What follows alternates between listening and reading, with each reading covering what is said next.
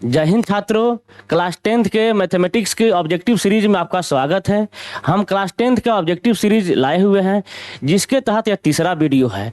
Exercise 1.3 में total 57 question है, जिसमें 28 क्वेश्चन हम पार्ट 1 में कंप्लीट कर चुके हैं। यह पार्ट 2 है, जिसमें 29 से लेकर के 57 नंबर क्वेश्चन तक का हमने एक्सप्लेनेशन इसमें करेंगे। आइए क्वेश्चन को देखते हैं। क्वेश्चन नंबर 29 है, कह रहा है कि यदि m एक धनात्मक पूर्णांक है तो धनात्मक विषम पूर्णांक का रूप होगा। आइए ऑप्शन ए देखते हैं। ऑप्शन ए में है 4m + 2। हम क्या मानते हैं चेक करने के लिए? m बराबर 1 तो होगा 4 × 1 + 2, 4 एकम 4 2 6। क्या यह 6 विषम संख्या है? नहीं है, यानी ऑप्शन ए नहीं होगा। ऑप्शन बी 4m + 4, यानी 4 × 1 + 4 कितना हो जाएगा? 4 एकम 4 4 8। तीसरा नंबर ऑप्शन कह रहा है 4m + 1, 4 × 1 + 1 कितना हो जाएगा? 4 एकम 4 1 5। यह 8 है, ये भी सम संख्या है। क्वेश्चन पूछ रहा है विषम संख्या का, तो ये नहीं होगा, यहाँ पर हो रहा है। अब दूसरा ट्राई करेंगे 2 रख के, क्योंकि 1 पर तो आ गया, 2 रखेंगे जोड़ 1 बराबर 4 दूना 8 1 9। अब 3 रख के देख लेते हैं एक बार। 4 × 3 + 1, 4 3 12 1 13। 4 रख लेते हैं, 4 × 4 + 1 तो 4 × 16 1 17। हमेशा हम देख रहे हैं कि यहाँ पर हमेशा आ रहा है विषम संख्या, और क्वेश्चन कह रहा है विषम संख्या का कौन सा रूप होगा, तो कौन सा रूप होगा? यानी ऑप्शन नंबर सी 4m + 1। आपका 29 का आंसर होगा सी नंबर। स्क्रीनशॉट ले सकते हैं। अब हम देखेंगे 30 नंबर क्वेश्चन। संख्या 2.13113, फिर ऐसा ही रूप दिया हुआ है। तो देखिए क्या कहीं रिपीटेशन दिख रहा है? कहीं भी रिपीटेशन नहीं दिख रहा है, तो यह कौन सी संख्या हो जाएगी? अपरिमेय संख्या। निम्नलिखित में कौन सा अभाज्य संख्या है? अभाज्य संख्या पूछ रहा है, यानी अभाज्य संख्या उसे कहते हैं जिसके मात्र 2 गुणनखंड, एक एक और स्वयं। तो इसमें हमारे पास 41 है, जो किसी से नहीं कटेगा, एक से कटेगा और स्वयं यानी 41 से कटेगा।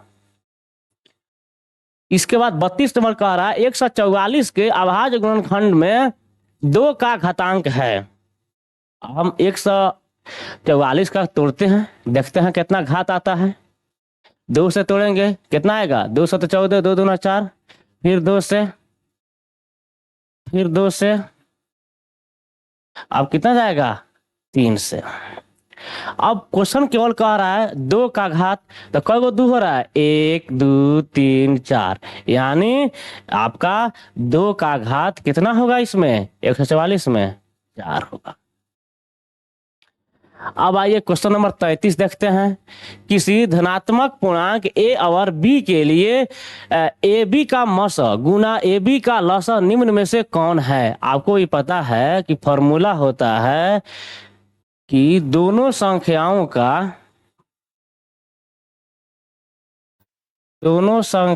का गुणनफल बराबर क्या होता है?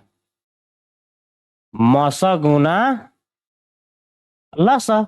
तो उधर तो पूछ रहा है मौसा गुना लसा बराबर क्या होगा, तो क्या होगा? दोनों संख्याओं का गुणनफल। और दोनों संख्या क्या क्या है? ए और बी है, यानी आपका a × b हो जाएगा। अब क्वेश्चन नंबर हम देखते हैं 34। क्वेश्चन नंबर 34 कह रहा है यदि p और q 2 अभाज्य संख्या है तो उनका मौसा होगा। किसी भी 2 अभाज्य संख्याओं का मौसा क्या होता है? 1 होता है। 35 64 के अभाज्य गुणनखंड में 2 का घातांक है। आइए 64 का घात करते हैं। 64 को हम तोड़ेंगे तो कितना जाएगा? 32, फिर 2 से 16, फिर 2 से 8 4 2, कितना हो रहा है? 1 2 3 4 5 6, यानी 2 का घात 64 के लिए कितना हो जाएगा? 6 हो जाएगा। अब कह रहा 18 और 72 का मसा। मैंने आपको मसा के लिए बताया था एक्सरसाइज 1.3 के पार्ट 1 में कि किसी का भी मसा निकालना होता है ना, जो भी संख्याएं दी हुई हैं उसमें छोटा संख्या को चूज करेंगे। और जो भी छोटा संख्या दिया रहेगा उससे देखेंगे जो बाकी संख्या है उसमें भाग लग रहा है कि नहीं लग रहा है। तो 18 और 72 में छोटा 18 है और 18 से 72 में भाग लग जाएगा, 18 चौका 72 यानी भाग लग जा रहा है, तो इसका मौसा कितना होगा 18 हो जाएगा। और 18 से भाग नहीं लगता 72 में, तब सोचते हैं कि 18 में किस किस संख्या से भाग लगेगा।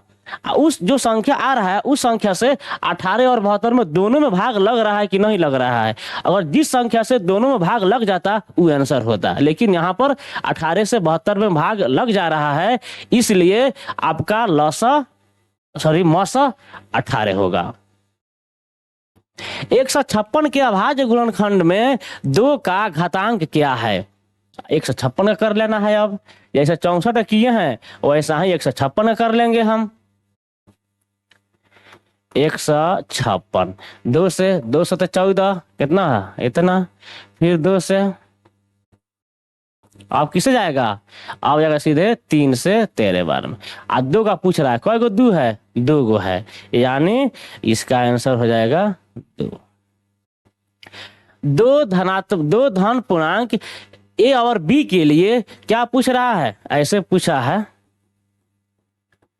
मौसा गुना लसा बराबर होता है आपका फॉर्मूला ए गुना बी। ए गुना बी मतलब ए और बी संख्या है, और उसमें क्या किया पूछ रहा है ए बी को इधर गुना लगा इधर भाग कर दिया है, तो हो जाएगा मौसा गुना लसा, और ए बी इधर है पूरा, इसको इधर लाकर बोले लेंगे तो क्या हो जाएगा भाग में हो जाएगा ए बी, इधर क्या बचेगा 1 बचेगा, यानी आपका आंसर इसमें 1 हो जाएगा।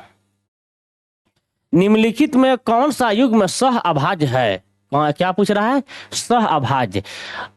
अभाज्य तो होता है, यह सह मतलब 2 संख्याओं के बारे में बात कर रहा है। अब देखिए, अब हम यहाँ विचार करेंगे यार कि क्या 14 और 35 में कोई कॉमन संख्या है कि नहीं जिससे भाग लगे, तो 14 होगा 7 गुना 2 और यहाँ होगा 35 7 5 5 7 गुना 5, यानी इन दोनों में 7 कॉमन है, यानी यह सह अभाज्य संख्या नहीं होगा। आएंगे 18 25 में,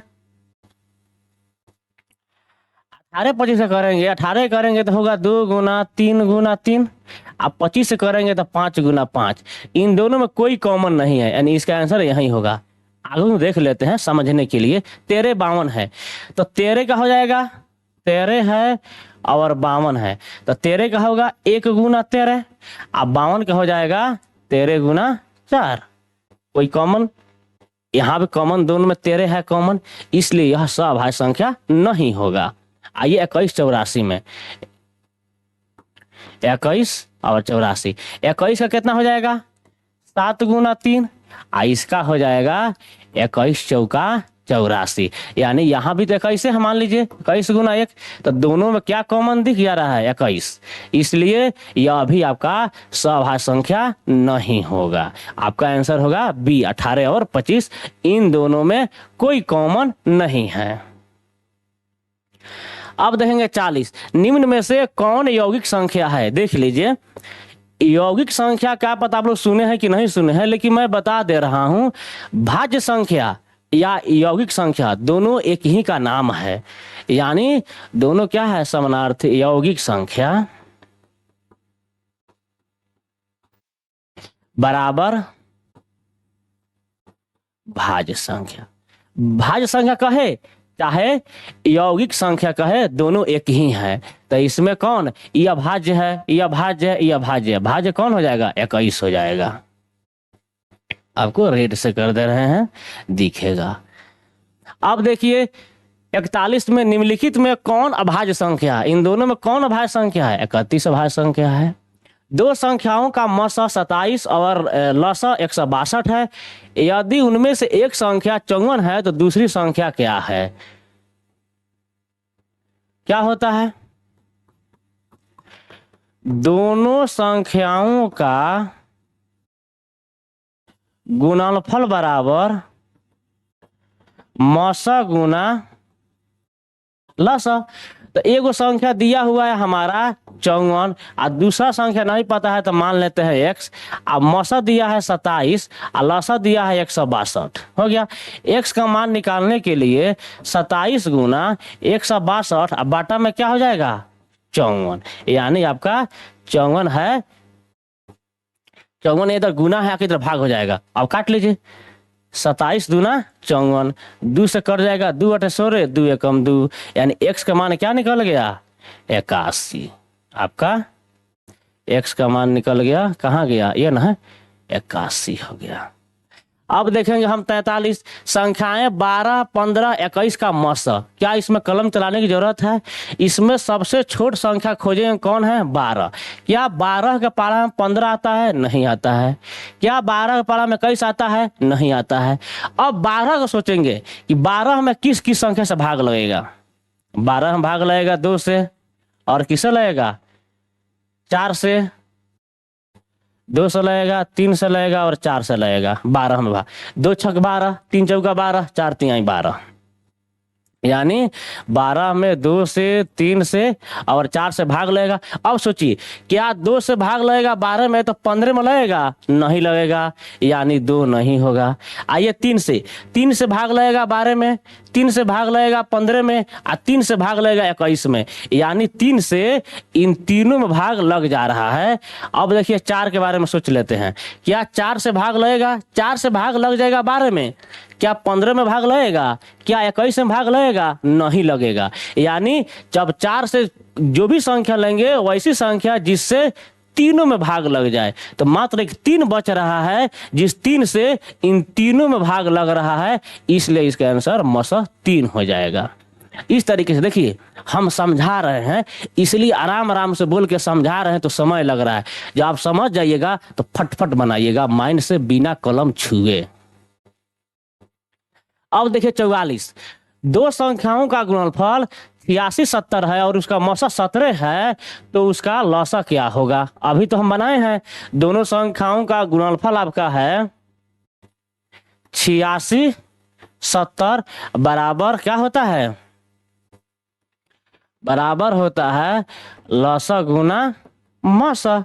तो दोनों संख्याओं का गुणनफल है 86 70, आपका मौसा दिया है 17 और लौसा निकालना है, तो 17 का इधर भाग हो जाएगा, 86 70 बटा 17 बराबर एलसीएम। आइए काटते हैं, 17 पचे 85, कितना बचेगा? 1, 17, 17 कम 17 0, यानी आपका एलसीएम हो जाएगा 510। कहाँ गया भाई? 510। अब 45 देखेंगे, 192 के अभाज्य गुणनखंडन में 2 का घातांक क्या है?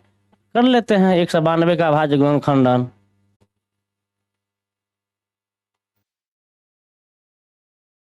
दो 9 18, 2 छक 12, 2 से 2 चौका 8, 2 अटे 16, 2 से 24 दूना 48, 2 से 12 दूना 24, 2 छक 12, 2 तिहाई 14 हो गया। कई गो 2 है? 1 2 3 4 5 6, 6 गो 2 है। आंसर कितना हो जाएगा? 2 का घातांक पूछा है तो 6। आगे देखते हैं 46 नंबर, यदि एक धनात्मक पूर्णांक है तो निम्नलिखित में से कौन धनात्मक विषम पूर्णांक नहीं है? इस बात को ध्यान देखिएगा, नहीं है। ऐसा नहीं, अधिकांश क्वेश्चन होता है वो पूछता है कौन सा सम पूर्णांक है, कौन सा विषम पूर्णांक है। यहाँ पे उल्टा निगेटिव ला दिया है, विषम पूर्णांक नहीं है, यानी विषम नहीं है, यानी क्या है? बाकी इसमें क्या होगा? सब विषम होगा, एगो विषम नहीं होगा, ये पूछ रहा है। ठीक है, बाकी सम विषम होगा। ऐसा नहीं कि आप विषम पूर्णांक पढ़े और शर्ट से पहले का कर एंटर टिक कर दिए, नहीं। इसमें आपसे विषम नहीं है, यानी सम के बारे में पूछ रहा है, कौन सम है, ऐसा होगा। यानी 3 गो विषम होगा, एगो विषम नहीं होगा। जब विषम नहीं होगा यानी सम होगा। अब देख लीजिए, तो आपका क्वेश्चन नंबर ऑप्शन नंबर 1 कह रहा है 8q जोड़ 1। ये नंबर आपको पता है, पहले हम 1 मानेंगे तो क्या होगा? 8 गुना 1 जोड़ 1 क्या होगा? 8 एकम 8 1 9। कह रहा है विषम नहीं है, तो विषम है, यानी आंसर ही नहीं होगा, क्योंकि विषम है। और कह रहा है विषम नहीं है। बी नंबर 8q जोड़ 4, तो 8 गुना 1 जोड़ 4, 8 एकम 8 4 12, यानी ये क्या हो गया? सम संख्या आ गया, आपका यही आंसर हो जाएगा। और भी हम देख लेते हैं समझने के लिए, आप लोग को क्लियर हो जाए पूरा। सी नंबर है 8 Q जोड़ 3, तो 8 × 1 + 3, 8 का मार 3 11, ये भी हो जा रहा है विषम। डी देख लीजिए 8 Q जोड़ 7, तो 8 × 1 + 7, 8 का मार 7 15, यानी ये भी हो जा रहा है विषम। सब विषम हो रहा है, एगो है ये विषम नहीं हो रहा है, यानी ये हो जा रहा है सम। तो यही पूछ रहा था। इसका क्या आपको बनाने के लिए सब करने की जरूरत है? नहीं करने की जरूरत है, माइंड में हो जाएगा इस तरीके से। अच्छा एक रखेंगे तो 8 का माठ 1 9 नहीं होगा, 8 का माठ 4 12 हो जाएगा, 8 का माठ 3 11, 8 का माठ 7 15, 2 रखेंगे 8 दूना 16 1 17, 8 दूना 16 और 4 20, 8 दूना 16 3 19, 8 दूना 16 7 23। इस तरीके से करेंगे माइंड में। ये सब बना दे रहा हूं कि ताकि जिसका मैथमेटिक्स बिल्कुल कमजोर है, कुछ नहीं आता है, उसको समझ में आए, इसलिए बना रहा हूं। जो भी हमारे पढ़ने वाले स्टूडेंट है, थोड़ा तेज तराक है, उनको ये सब करने की कोई जरूरत नहीं है। आइए 47 नंबर, दो लगातार सम संख्याओं का मौसा पूछ रहा है। सम संख्याओं का मौसा लगातार रहा है तो 2 होता है। यदि P और P तथा Q अभाज्य संख्याएं हैं तो P के पावर में Q है और P² Q है। इसका क्या पूछ रहा है? मौसा पूछ रहा है। तो मौसा क्या होता है कि वह बड़ी से बड़ी संख्या जो जिससे इन दोनों में भाग लग जाए। तो यहाँ PQ है, यहाँ P² है, यानी P² से भाग लगेगा। यहाँ Q है यानी Q से भाग लग जाएगा, यानी आपका P² Q हो जाएगा। तो P² Q कहाँ है? P² Q यहाँ पर है। ऐसा हम सोच सकते हैं, ऑप्शन से भी आ सकते हैं कि यहाँ पर PQ है तो PQ से तो PQ में भाग लग जाएगा, लेकिन QQ² है तो QQ से Q में भाग नहीं लगेगा, ऑप्शन ही नहीं होगा। PQ QQ तो PQ तो भाग लग जाएगा, लेकिन Q के पावर यहाँ पे 1 है, वहां पर पावर में 3 है तो भाग लगेगा नहीं लगेगा, इहो नहीं होगा। आप P या Q तो इससे तो भाग लग जाएगा, लेकिन हमको बड़ा संख्या लेना है। PQ से भी दोनों भाग लग जाएगा, लेकिन हमको बड़ा संख्या लेना है, तो इसमें और इसमें बड़ा हो रहा है, ये आंसर होगा। 49 नंबर देखेंगे, 243 के अभाज्य गुणनखंड में 3 का घात क्या है? 234 है, सॉरी 234 में, तो 234 है तो 234 कर लेंगे, 3 का घात कर लेते हैं 2 से, 2 एकम 2 17 दूना 34। अब क्या बचेगा यहाँ पे? आपको पता है 17 जो है किससे करता है? सीधे 3 से कट जाएगा, 3 तिरका 9, 2 3 9 27, फिर 3 से 13 बार। कह रहा है 3 का घात, 3 कै गो है? 2 गो है, यानी 2 आंसर होगा। 50 कह रहा है यदि 2 का Q क्या कहा है? 2 का Q और 3, ठीक है, B बराबर 2 गुना 3, C बराबर 3 की पावर n और ABC का एलसीएम दिया हुआ है। आइए लिखते हैं क्वेश्चन को हम। A बराबर 2 के पावर में 3 और 3, B बराबर 2 गुना 3, C बराबर 3 के पावर n गुना 5। ABC का एलसीएम दिया हुआ है, एलसीएम है 2 के पावर में 3 गुना 3 के पावर में 2 गुना 5, और आपसे पूछ रहा है n बराबर। अब देखिए एलसीएम वही होता है ना जो सबसे बड़ा, इसमें सबको लिख देना है, वही एलसीएम है।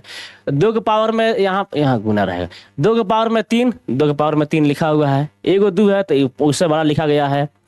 यहाँ 5 है तो 5 लिखा गया है। यहाँ है एलसीएम में 3 के पावर में 2 है, या 3 के पावर में 2 है, यहाँ 3 के पावर 1, 3 के पावर 1 आज 3 के पावर में 2 है, यानी सबसे बड़ा वाला लिखा जाता है, यानी यहाँ पर क्या होना चाहिए? 2 होना चाहिए, तबे इतना एलसीएम होगा, अन्यथा नहीं होगा।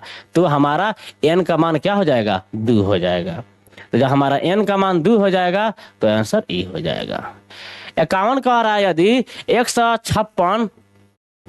156 बराबर 2 के पावर x 3 के पावर y गुना 13 के पावर z, तो x + y + z का मान बताइए। यानी हमको इसको तोड़ना पड़ेगा। 156, 156 को तोड़ेंगे, 2 से 14, 2 8 16, कितना होगा? 39, कितना होगा? 3 से हाँ 13 बार हो गया।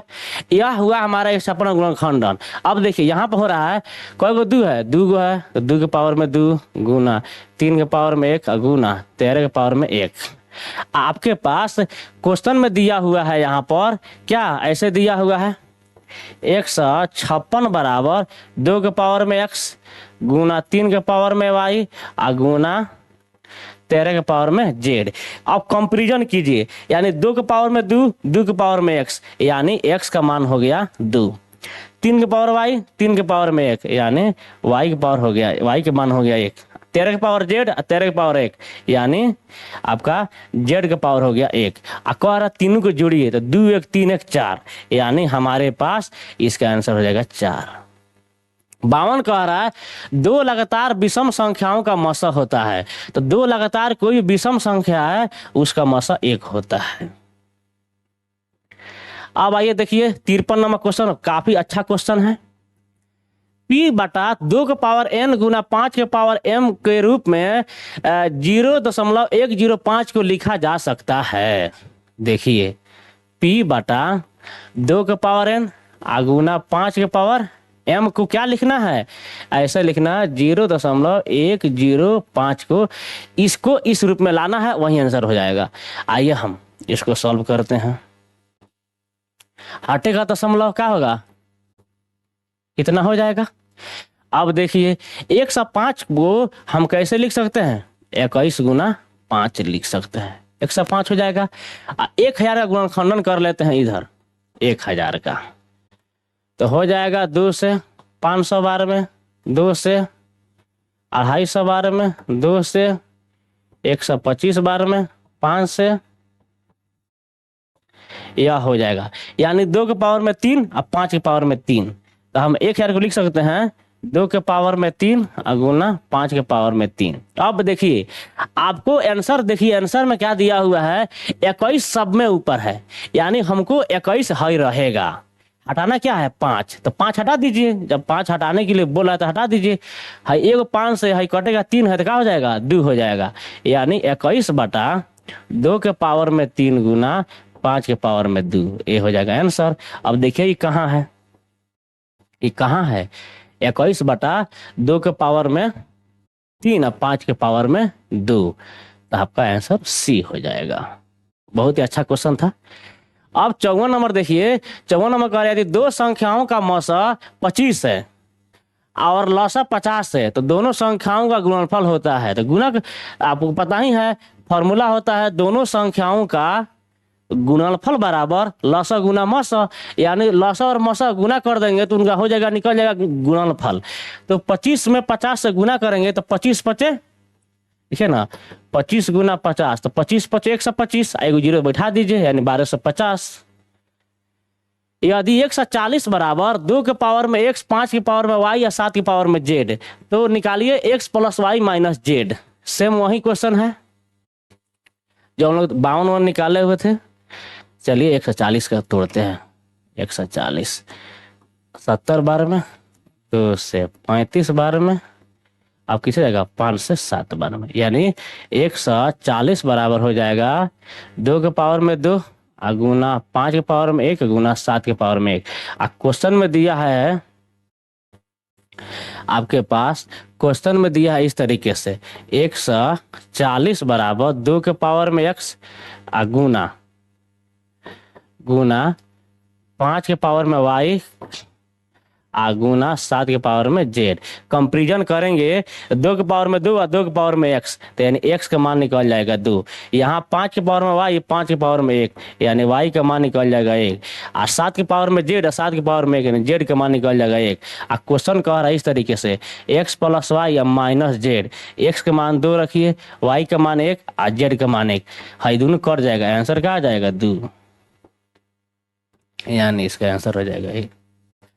2 संख्याओं का मसा 15 है और लसा 105 है, तो उनमें एक संख्या 5 है, तो दूसरी संख्या निकालिए।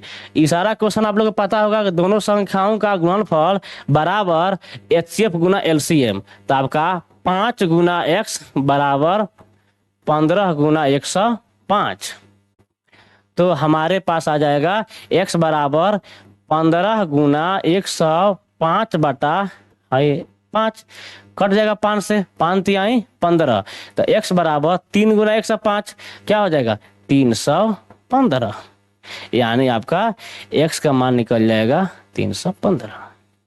57 कह रहा है यदि q एक धनात्मक पूर्णांक है तो निम्नलिखित में से कौन धनात्मक सम पूर्णांक है। इस पर क्वेश्चन बहुत से बनाए हुए हैं, लगभग तीसरा चौथा बारी क्वेश्चन आया हुआ है। 2 से गुना करने पर किसी भी धनात्मक पूर्णांक में आप 2 से गुना करेंगे तो जो भी संख्या आएगा वो सम संख्या ही आएगा। इस तरीके से आपका पूरा 1.3 का पूरा ऑब्जेक्टिव सीरीज खत्म हुआ। मैं इसी तरीके से हर चैप्टर का क्वेश्चन लेकर के आऊंगा। एक मतलब 1.3 खत्म हुआ, 1.4 5 करके सारा, और डेली शाम में 5 बजे अपने YouTube चैनल पर मैं इसको अपलोड कर दूंगा। आप लोग शाम के 5 बजे जहां भी रहिए आइए घर पर और पढ़ने बैठ जाइए। 10वां क्लास अब अंतिम समय में चल रहा है और अपनी तैयारी को मजबूत कीजिए। खाली घूमने फिरने से कुछ नहीं होने वाला है। मैट्रिक आदमी का नेव होता है, जितना ही मजबूत नेव होगा उतना ही ऊंचा बिल्डिंग बनेगा, नहीं तो जैसा ही बिल्डिंग खड़ा कीजिएगा बिल्डिंग पूरा ढह जाएगा। तो यह वीडियो आप देखिए, यह वीडियो आपको कैसा लगा आप कमेंट में जरूर बताइएगा, और अगर वीडियो अच्छा लगेगा तो आप इस वीडियो खूब शेयर कीजिए अपने दोस्तों में, ताकि और भी साथी आपका इस वीडियो का लाभ ले सके और 50 नंबर ऑब्जेक्टिव उसका अपना हो जाएगा। इस बात की मैं गारंटी देता हूं। ऑब्जेक्टिव जो 50 नंबर है उसमें 50 में 50 हम दिलाने की गारंटी देते हैं। हर चैप्टर इसी तरीके से लाऊंगा और प्रतिदिन लाऊंगा, एकदम डेली। ऐसा नहीं कि बीच में गैप करूंगा। हाँ, छठ है तो छठ के लिए बीच में 2 दिन छुट्टी रहेगा, 2 दिन वीडियो मैं नहीं डालूंगा। जिस दिन छठ शाम घाट रहेगा और जिस दिन सुबेरे घाट रहेगा, यह 2 दिन मैं वीडियो नहीं अपलोड करूंगा। उसके बाद डेली प्रतिदिन शाम को 5 बजे आप मेरे चैनल पर जाइएगा, वहां आपको वीडियो मिल जाएगा देखने के लिए। तो इस वीडियो को लाइक कीजिए, कमेंट कीजिए और खूब शेयर कीजिए अपने दोस्तों में, कि जो भी आपके दोस्त हैं उस वीडियो का लाभ उठा सकें और ऑब्जेक्टिव की तैयारी कर सके। क्योंकि सबसे बच्चा को डर लगता है तो मैथ से डर लगता है, और उस डर को खत्म करने के लिए मैंने ये सीरीज शुरू किया है। तो आप सभी इसका लाभ उठाइए। तब तक अपना ख्याल रखिएगा। धन्यवाद।